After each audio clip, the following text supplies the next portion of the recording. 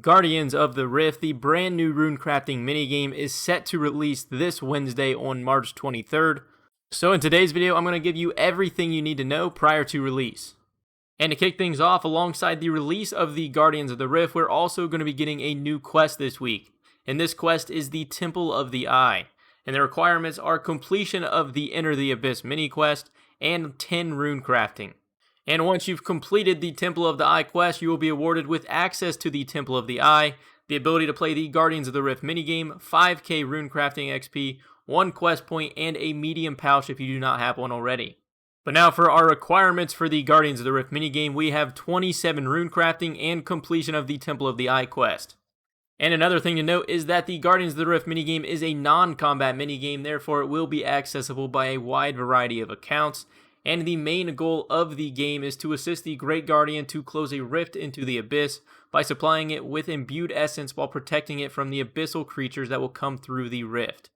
But now let's talk gameplay. The 3 things you're going to do throughout the minigame are 1. Imbue essence acquired during it, add Runecrafting altars to charge the Great Guardian up with power, then create Rift Guardians to attack the incoming abyssal creatures, and then finally create Shield Guardians to protect the Great Guardian from abyssal creatures.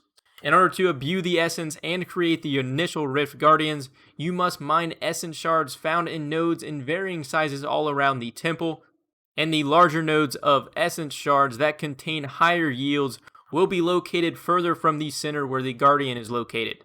And the largest nodes are actually going to be found at the very edge of the temple, and will require a higher agility level to climb up and reach.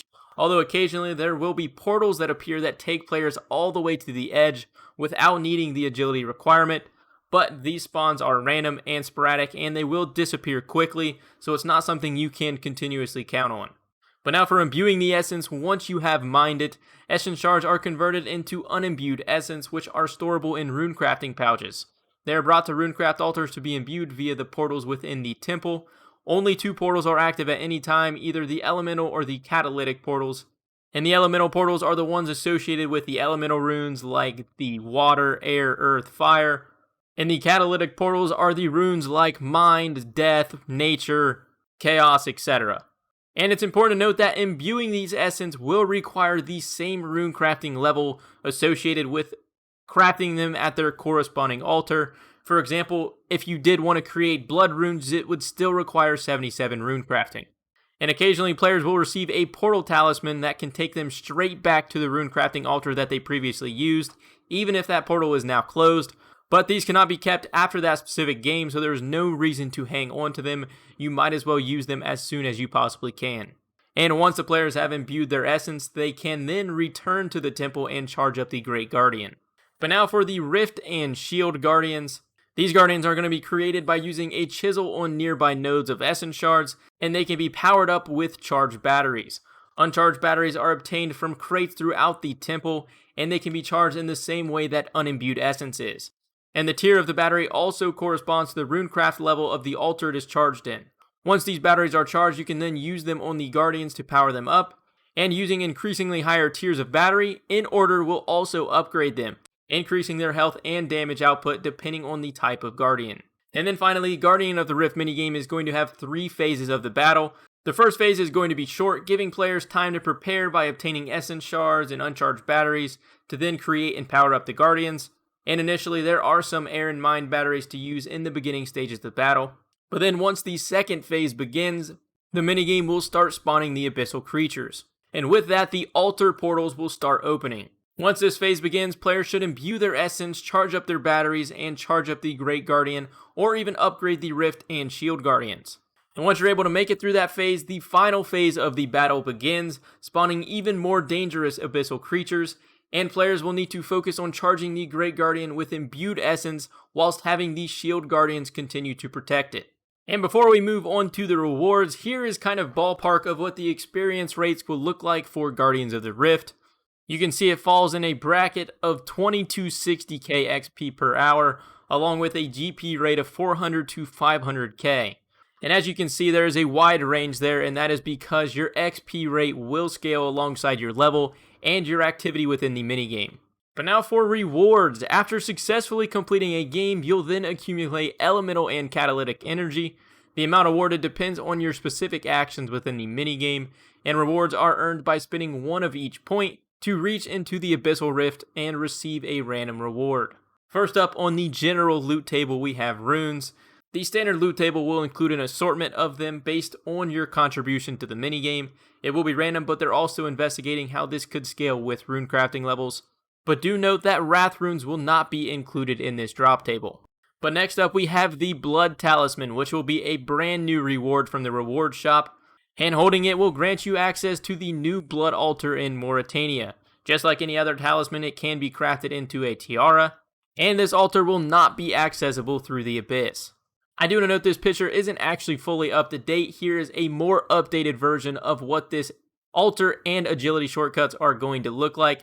As you can see, they've implemented 2 new agility shortcuts into this new Blood Altar, one requiring 93 agility and 78 mining to access, and the other requiring 74. Both of which will make a pretty big impact on how many blood runes you're able to craft through this method. And then next up on our standard loot table, we will also include talismans, but there are a few exceptions. One, it will not include the Wrath Talisman, and it will only drop the Death Talisman if you have completed Morning's End Part 2.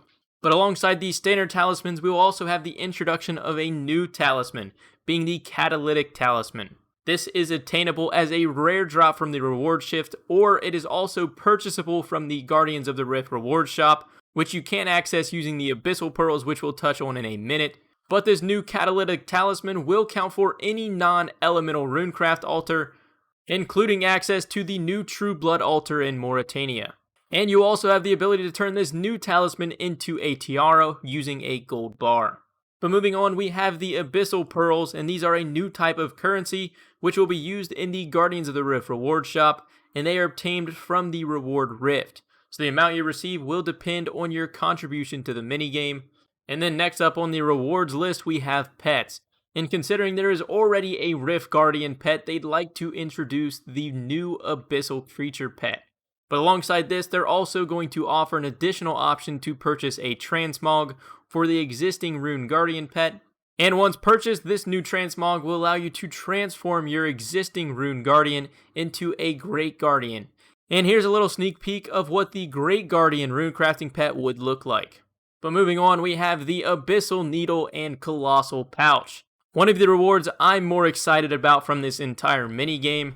And you can see from this table below what its capacity and decay will look like. Creating it will require the Abyssal Needle and all of the other pouches in your inventory.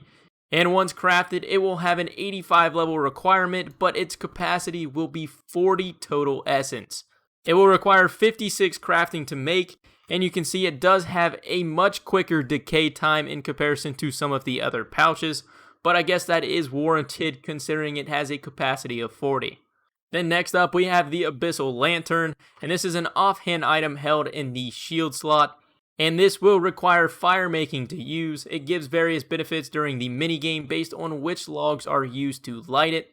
For example, with just a fire making level of 1 and you use normal logs, your chances of finding portal shards is increased by 10%. In comparison to having 90 fire making and using redwood logs, it'll not only increase your reward points gained, it'll increase your runes crafted by 5%, and your runecraft pouches will no longer degrade within the minigame. The lantern will last 5 games in a row, meaning 10 logs are required to fully charge it. You can light it outside of the minigame, but it doesn't have any benefits. But then next up for rewards from the reward shop, we have the new Runecraft Skilling Outfit.